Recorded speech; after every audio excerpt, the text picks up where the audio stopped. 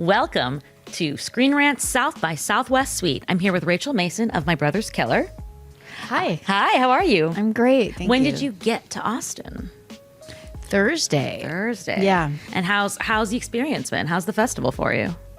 Whirlwind, totally awesome, fantastic. Can't say enough. Great stuff.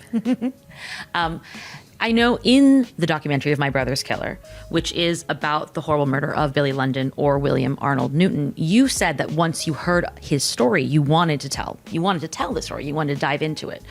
What was that process like? How did you first hear about him and what clicked for you? Well, I first learned of this awful tragedy when I was making Circus of Books, which is a film about my parents' store, which was in the heart of the gay community in Los Angeles. And I grew up without realizing it, in a community that was basically under siege with the AIDS crisis happening, but also there was an epidemic of violence. And I was a lot less familiar with that until I started making this film. However, I will say when I heard about this brutal murder, I was researching guys who had died of AIDS, and I encountered a person who was kind of the unofficial anthropologist of like gay adult video models, and he gave me a book to look through, and he said I could use anything I wanted because I wanted to humanize these young men who I grew up knowing. And in this binder was an article about this brutal murder. And, you know, he was just like, well, yeah, it was horrible and it's unsolved and moving on. You know, it was a traumatic time. But I was like, but this guy's head was cut off. I mean, that was a very, very grisly thing. And I was like, it stuck with me. And it stuck with me when he said, you know, well, there was a lot of awful stuff happening at that time. Like gay people at that time were used to so much horror. That what was like another horror. So that it just, I couldn't let it go. I really, and having grown up in that environment and having so many of my most important people in my life, my own brother being gay, Billy felt like a brother to me. And that's partially where the title, My Brother's Killer, came from. He's not my actual brother. He felt like a brother. And everyone who worked to solve this murder ended up feeling that way about him. And what was the, who was the first point of contact for you in telling this story? Who did you find? I guess who was the easiest to find? Who was the most open about wanting to open up the investigation, talk about it, you know? Well, in some ways, those are slightly different things because initially my goal was to create a portrait of the victim and talk about this one young man whose life ended tragically in the middle of this AIDS crisis. There was an unsolved murder. And maybe if I completed this film, the film would solve the murder because here's something that goes out there and somebody with information might come out after the film was done. I didn't expect that while we were making the film, we would solve it collectively, which is what happened. Yeah. And it's still, as I say that sentence, comes as a surprise and a shock to me, even though that's what happened.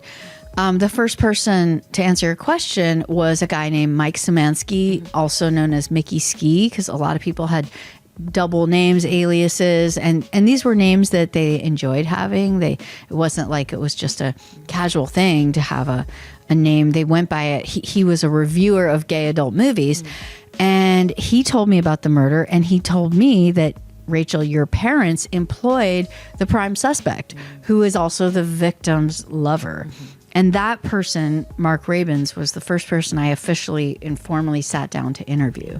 I remember in the movie you do, or the documentary, you ask him, you know, like, did you kill Billy? Like, you actually have that like on camera and have him say no and tell his story again. What was that experience like, doing that on the record after so many years of him telling, you know, staying firm to his story? Uncomfortable. You know, I don't like having to ask somebody, did you kill this person? And also knowing now that Mark, not only did he not kill Billy, but he always knew he was the suspect, the prime suspect, and that he was his lover. So he actually loved him. Not only would he not have wanted to kill him, and yet everything pointed to Mark. It was circumstantially possible, it seemed, that Mark was there. Mark had an alibi that didn't fully feel like there were enough pieces of evidence. The police could never corroborate certain aspects of the story. And that's why they kept coming back. And yet his story was so consistent and constant that it was not possible to basically say, John Lamberti had said, the truth is just the truth. You don't have to correct it. And, and Mark has always been absolutely consistent with his story.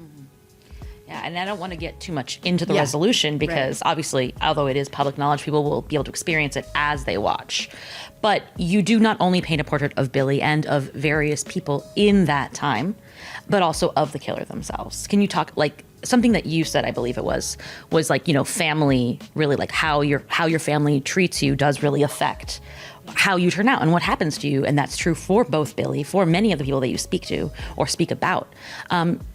How much did you explore that or engage with that as you were working on the documentary? And then, like, what realizations did come out of that? Well, you know, the facts that we have about Billy, and it's a really sad thing, the victim doesn't get to tell their story. You can only piece it together from all of the anecdotes, all the facts. And Billy's story came together in part because of the great work of a researcher and social worker named Clark Williams, who retraced his footsteps and came to understand the terrible challenges that Billy experienced in his childhood growing up in northern Wisconsin. He was born in 1965. And, you know, maybe a younger generation might not know, but gay people at that time were basically like pariahs or outcasts. I mean, it was open. You could be just attacked for being gay, ridiculed. It was a very widely known thing. So at that time, if you were gay and you came from a conservative part of the country, or even not so conservative, just the culture itself did not accept you. So it was particularly hard for kids in rural areas. And, you know, that was Billy's struggle. And it also was the struggle of Daryl Lynn, the killer. They had different but similar experiences in their young adult years. And one of them was poverty. One was coming from a rural area. One is, you know, that era. And, you know, they had families that were also struggling. And so all of that combined, you know, when somebody is maybe wired to be capable of murder, these little triggers that you don't know which one could push a person over the edge, that seems to me a contributing factor. And child sexual abuse, which is the worst trigger potentially, and also just horrific trauma. So looking at those things, it doesn't excuse ever anyone committing violent acts, but it can help understand if somebody might be prone to that, what might have initiated this next step. So we try to have an understanding and compassion for everyone involved, and especially families on all sides, because, you know, Billy's family suffered horribly, but Daryl Lynn's family also suffers with that weight, the burden of that pain. You know, and it's also just a human portrait. This is our society having to change and learn from these kinds of things. Yeah, absolutely.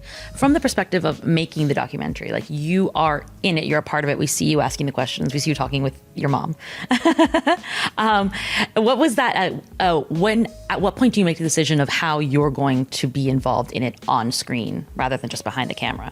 Well, this is the question that my editor should answer, because he's not here, but he had to insist that I be in the film. And we tried to do variations of the film without me. And I know it must seem so odd because here I am in the film. So people must think, oh, well, you must have wanted it. But I'm much more comfortable on that side of the camera. I would prefer to not be in it, you know, even doing these interviews, like I'm promoting the film, but it's uncomfortable for me to be on camera. And yet in this scenario, I really, truly was kind of connecting and communicating in ways that there was no way to not be in it. And especially with my mom, you know, that personal feel, and she only will, you know, tell me that she's pissed off at me right now on camera, and I need that reverse shot. So, you know, my editor would be like, we need this. We need these reverse shots. And then going to the prison, like, we need to make sure the viewer feels, I mean, I started to understand that, like, I want the viewer to feel like they were with me. Like, we had to go on that journey together. together. And so, because that is the feeling of the film, like collectively, I did feel like a community was behind me, and it wasn't just me trying to piece this together. Over many years, people wanted to know what happened to Billy. And I happened to be in this position where I could get those answers.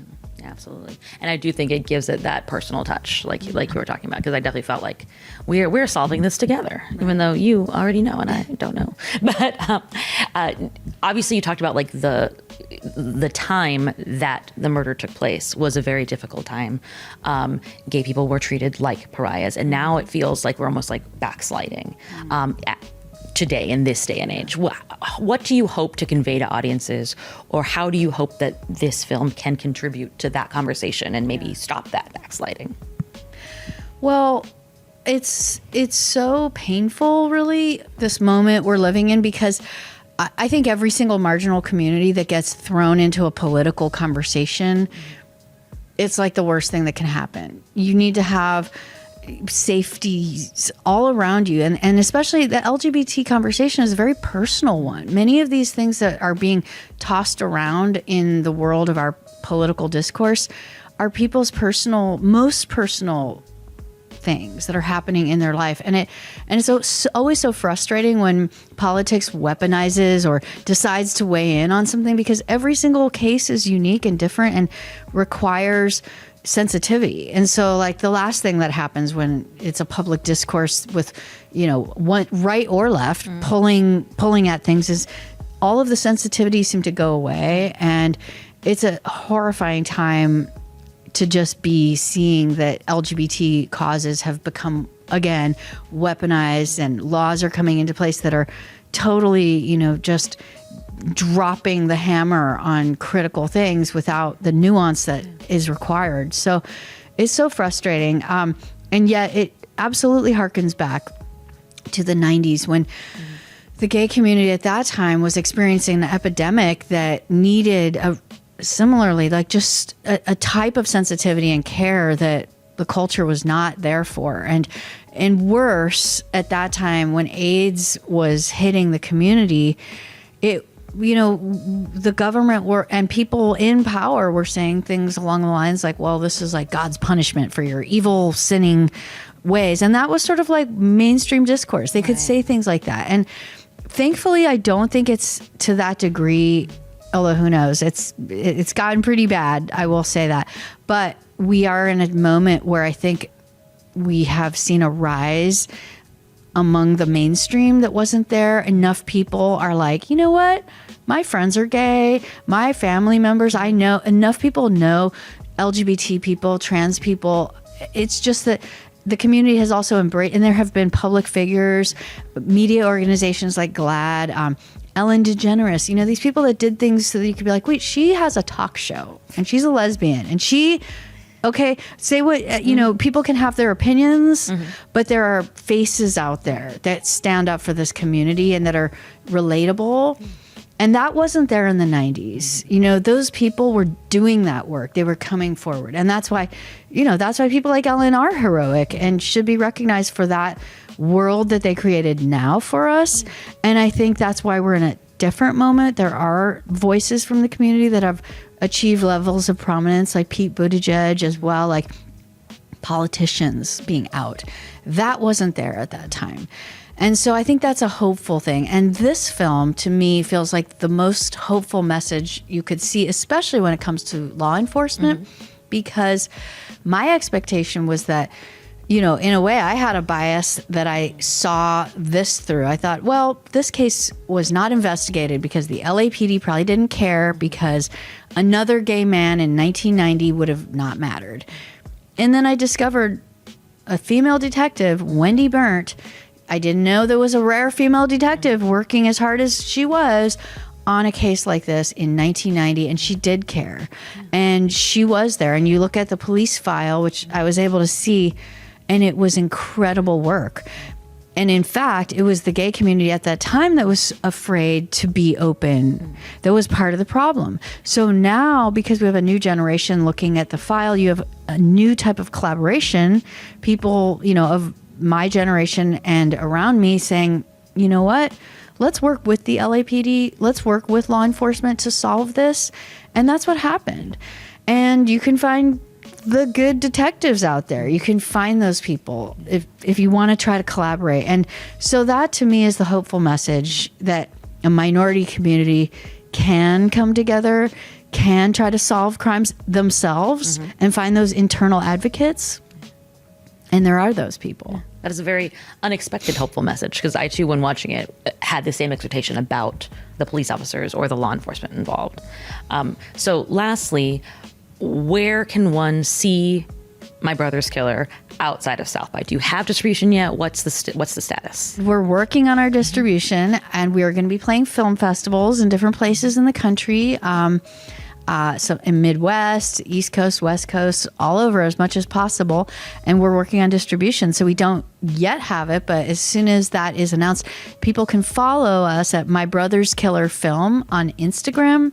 And I think My Brother's Killer Film should also appear on social media in general. We will absolutely post all of our updates on distribution. Perfect. Well, thank you so much. Thank you. Have a wonderful rest of your festival. I assume, are you going to go to the remaining screenings? Or yes, I'll be there doing Q&As, and I'm going to be attending as many other films as I can, because there's so many great films here. Well, enjoy your time. Thank you so much. Thank you, Screen Rant. You guys are awesome.